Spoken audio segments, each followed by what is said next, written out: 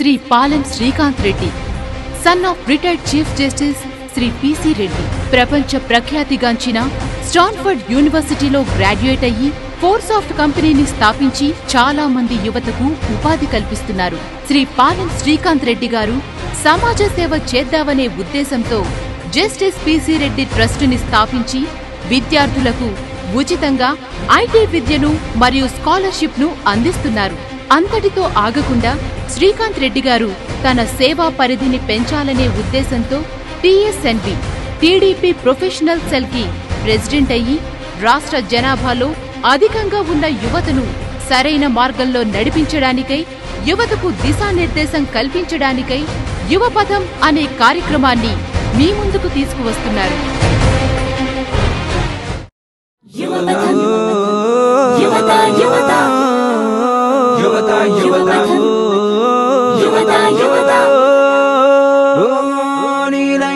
దేశానికి లైఫ్ నీ దృష్టిని మళ్లించటు వైపు, ఎమోషన్ ని పక్కన పెట్టు, లక్ష్యాన్ని గురి చేసి కొట్టు.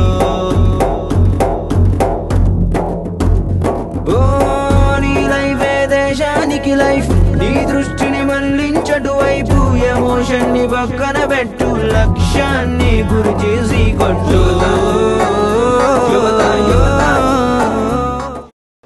మన దేశానికి పాపులేషన్ లో మోడ్ తీసుకుంటే ఏజ్ వచ్చేది 23 to 24. అదే విధంగా 18 to 30 నిజమైన యూత్ ఏజ్ గ్రూప్ వచ్చి 25% ఆఫ్ పాపులేషన్.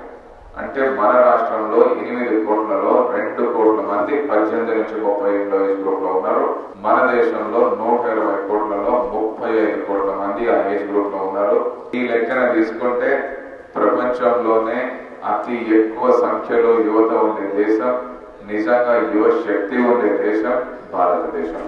కాబట్టి ఈ యూత్ అనే ఇష్యూస్ మీద చర్చలు జరగాలి, విశ్లేషణ జరగాలి, సమస్యలేంటి, పరిష్కారాలేంటి అనేది మీలో ఒక ఆలోచన రావాలి. నేను ఈరోజు ఇక్కడికి వచ్చింది మీకు ఏ సందేశం ఇచ్చేదానికి కాదు, స్పీచ్లు ఇచ్చేదానికి కాదు. ఇది పార్టీలకు, రాజకీయాలకు, కులాలకు, మతాలకు, ప్రాంతాలకు అతీతంగా చేస్తున్న కార్యక్రమం. ఈ కార్యక్రమం వెనుక దాగి ఉన్న ముఖ్యమైనటువంటి ఉద్దేశం ఏంటంటే, మన దేశ పరిస్థితిని మార్చడానికి మనలో ఉన్నటువంటి ఈ యువత ఎంతవరకు తనకు తగిన ప్రయత్నం చేయగలదు, దాంట్లో ఎంతవరకు విజయం సాధించగలదు అనే దాని గురించి మాట్లాడొచ్చు. కాబట్టి ఈ దేశ పరిస్థితి మొత్తం యువత మీద ఆధారపడి ఉంది అంటున్నారు. మన దేశంలో 18 సంవత్సరాలు దాటిన ప్రతి ఒక్కరికి ఓటు హక్కు అనేది ప్రధాన ఆయుధంగా ఇచ్చారండి. యువతకి తనకున్నటువంటి తెలివితేటలతో, అభివృద్ధి చెందినటువంటి పరిజ్ఞానంతో యువత తనకు తగినటువంటి తనుండేటువంటి సమాజానికి కావలసినటువంటి, ఈ సమాజానికి మంచి చేసేటువంటి ఒక పార్టీని ఎన్నుకొని దాన్ని చేత పనులు చేయించుకునేటువంటి అధికారం ఈ ఓటు హక్కు ద్వారా మనకు కల్పించబడింది. ఇక్కడ ఉన్నటువంటి ప్రతి ఒక్కరికి ఓటు హక్కు ఉంటుందని నా అభిప్రాయము. ఇప్పటికల్లా అందరికీ ఓటు హక్కు వచ్చింటుంది. మనలో ఎంతమంది యువత నిజంగా ఎటువంటి స్వార్థం లేకుండా ఒక ఆలోచన విధానంతో ఓటు వేస్తున్నారు? ఇప్పటి వరకు నాకు తెలిసి కూడా మా ఫ్రెండ్స్ కూడా కొంతమంది ఓటు వేశారు. వాళ్ళే స్వయంగా చెప్పారు, ఇంత డబ్బులు ఇచ్చారు, వేసాము ఈ దానికి అనేసి. అదే పార్టీకి ఎందుకు వేసారు అంటే, ఏదో వేయాలని వేస్తున్నాము, ఇంత ముందు వచ్చింది, లేకపోతే నాకు ఫలానా కల్పించింది అని వేస్తున్నారే తప్ప వచ్చే వాళ్ళు మనకు ఏమైనా చేస్తారా అని నిజంగా ఎవరైనా వేసారా?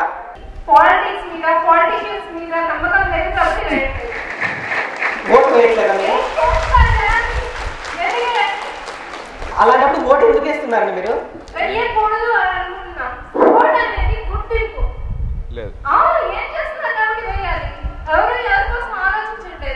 మౌలిక ఉంటుంది, ఈ పాలిటిషియన్స్ ఎట్లాగో ఎవరికి ఏం చేయడు కాబట్టి మనం ఓటు వేయాల్సిన అవసరం లేదు అంటారు. ఓటు వేయాలా, వేయకూడదా?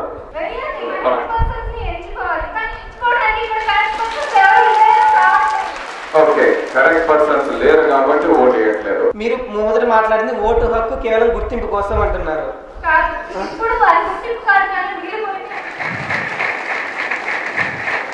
ప్రజాస్వామ్యం అంటే ప్రజల కొరకు, ప్రజల చేత, ప్రజల వద్ద ఎన్నుకోబడేదే ప్రజాస్వామ్యం. అసలు ప్రజెంట్ డేస్ లో అసలు ఇప్పుడు ఎలా జరుగుతుంది? ఎవరైనా మన రాజకీయ నాయకుడు మన దగ్గరికి వచ్చి ఎన్నుకుంటున్నాడా? లేదు. కానీ ఓటు హక్కు ద్వారా మనమందరం దాన్ని సద్వినియోగం చేసుకుంటున్నాం. ప్రతి ఒక్కరూ మనీ, మందు అలా తీసుకొనే ఓటేస్తున్నారు, కానీ ఎవరు వ్యక్తిగతంగా ఆలోచించట్లేదు. ఎవరైనా ఒక రాజకీయ నాయకుడు మన ఊరికి వస్తున్నాడు అంటే ఊర్లో ఉండే రోడ్లు మొత్తం పెళ్లికి ముందు పెళ్లి కూతుర్ని ఎలా ముస్తాబు చేస్తారో ఆ రోడ్లన్నీ చాలా నీట్గా ఉంచుతారు. బట్ కానీ ఉండే సమస్యల్ని అక్కడ వాళ్ళకి చూపించరు. మనకుండే సమస్యల్ని వాళ్ళకి వ్యక్తిగతంగా చూపించకుండా వాటిని నీట్గా చేస్తారు. అప్పుడు ప్రజల సమస్యలు అక్కడ బయటపడవు. అలాగేదో ఆ రాజకీయ నాయకుడు వచ్చేస్తాడు, చూసి వెళ్ళిపోతాడు, కానీ ఎవరు ప్రజల సమస్యల్ని పట్టించుకోవట్లేదు. అందుకని యువతగా ఉండే వాళ్ళు రాజకీయంలోకి వస్తే ఎన్నో పనులు చేస్తారని నేను అనుకుంటున్నాను. ప్రజెంట్ ఇప్పుడు ఉండే వాళ్ళ యువత ఎవరు అట్లా ఆలోచించట్లేదు.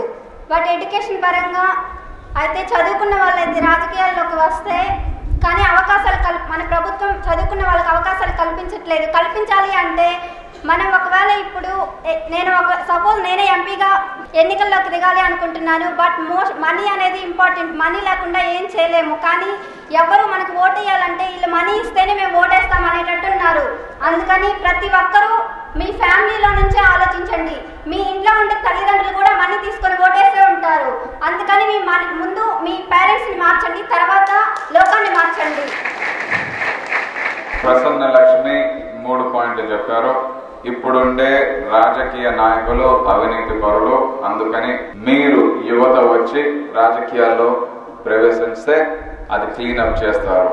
3వ పాయింట్, మీ ఇంట్లో వాళ్ళు కూడా డబ్బులు తీసుకొని ఓట్లు వేస్తూ ఉన్నారు, అందుకని వాళ్లకు ఆ విధంగా కాకుండా మీ ఇంట్లో వాళ్ళని మార్చాలి అని చెప్పింది.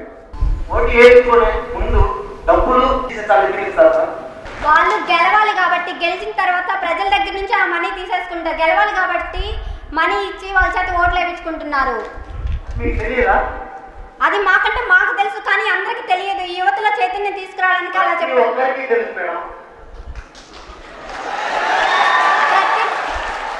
ప్రతి ఒక్కరికి తెలుస్తుంది. బట్ కానీ మనీ ఇస్తేనే ఓటేస్తామని ఎందుకు అంటున్నారు చెప్పండి. మీలో ఇప్పటి వరకు డబ్బులు తీసుకొని ఓటు వేసిన వాళ్ళు ఎంతమంది ఒక్కసారి చేయొచ్చండి. మధు ఉన్నాడు ఇక్కడ. ఇప్పటి వరకు మీరు మాట్లాడుతున్న విషయం, డబ్బులు తీసుకొని ఓటు వేశాడంట. మధు చెప్తాడు ఎందుకు ఆయన ఓటు తీసుకున్నాడు, ఎంత తీసుకున్నాడు, ఏం చేశాడు ఆ డబ్బులతో, అది ఎందుకు కరెక్ట్, అవన్నీ ఆయనే చెప్తాడు, మీరు వినండి. వాళ్ళు ఇచ్చే 1000 రూపీస్ ఒక క్వార్టర్ ముందు నేను తీసుకున్నానండి, మీరు తీసుకున్నారా? మళ్ళీ ఎలక్షన్లో ఎవరు నిలబడతారో కూడా తెలియదు, ఎవరు ఉంటారో పోతారో కూడా తెలియదండి. ఎలక్షన్లకు ముందు 10 రోజులు మాత్రమే దండాలు పెడుతూ బొట్లు పెడుతూ మా ఇంటికి వచ్చి ఓటు మాకేయండి అని తెలియకుండా 1000 రూపీసు ప్రతి పార్టీ వాళ్ళు ఇస్తారండి. తీసుకోలేదని మీరు అంటున్నారండి, కింద కూర్చొని తీసుకున్నారని నేను అంటున్నా. ఈ అబ్బాయి వాళ్ళ డాడీ మనీ ఇచ్చాడు కాబట్టి తీసుకుంటున్నాను అని అన్నాడు. అలాగైతే మా నాన్న కూడా ఎలక్షన్ టైంలో నేను రియాక్ట్ అయ్యాను. మా నాన్నతో కూడా చెప్పాను, నాన్న నువ్వు ఇలా మనీ పంచితే నేను నీతో మాట్లాడను, ఇదే లాస్ట్ అని చెప్పాను. మా నాన్న మధుసూదన్ ఏమంటాడంటే తన వల్ల ఏ మార్పు రాదు, సమాజం ఇట్లానే ఉంటది, అందరూ దొంగలు అవినీతి పరులే ఉంటారు, వాళ్ళకే ఓటేయాలి కాబట్టి మనం ఏది మార్చేది లేదు, వాడికే డబ్బు తీసుకుంటారు, వాడికే ఓటేస్తాం. ప్రసన్న లక్ష్మి ఇంకా అక్కడ ఇద్దరు మాట్లాడిన స్పీకర్స్, మేము సమాజంలో మార్పు తీసుకురాస్తాము, మాతోడే సమాజంలో మార్పు మొదలవుతుంది, ఖచ్చితంగా మాకు కాన్ఫిడెన్స్ ఉంది అంటారు. ఎవరి అభిప్రాయం వాళ్ళది. ఆయనకు CD అందిస్తున్నాను. బెస్ట్ స్పీకర్ గా ట్రోఫీ కూడా ఇస్తున్నాను.